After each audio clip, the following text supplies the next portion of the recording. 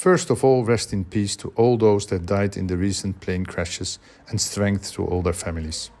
It's always a bad moment for aviation and horrible to watch as crew.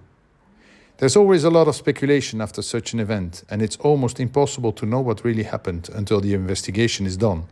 But it will make aviation even more safe than it already is now, because aviation is still the safest way to travel.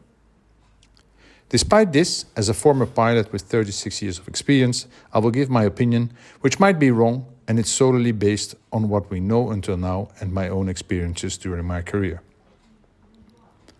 I once was confronted with a very large flock of birds on short final approach at Amsterdam Schiphol Airport. When this happened, I took the split-second decision to land whatever would happen and not go into a go-around.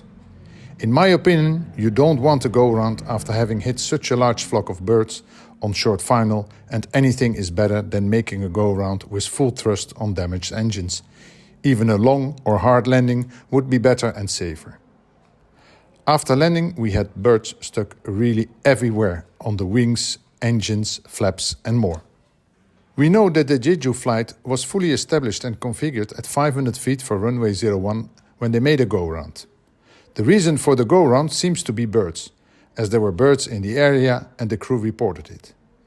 Immediately after this moment, an emergency, Mayday, was declared.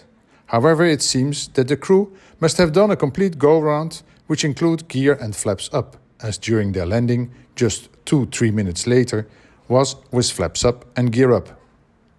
This time frame is extremely short, by the way, 2-3 minutes. After having been established on final 01 at 500 feet, they landed on the opposite runway. That's fast. So maybe they did gear up and flaps up, and then both engines failed, either one after the other or simultaneously, due to the bird strike and the full power on damaged engines. They would have been at low altitude and on a close downwind, maybe even worse overhead the runway.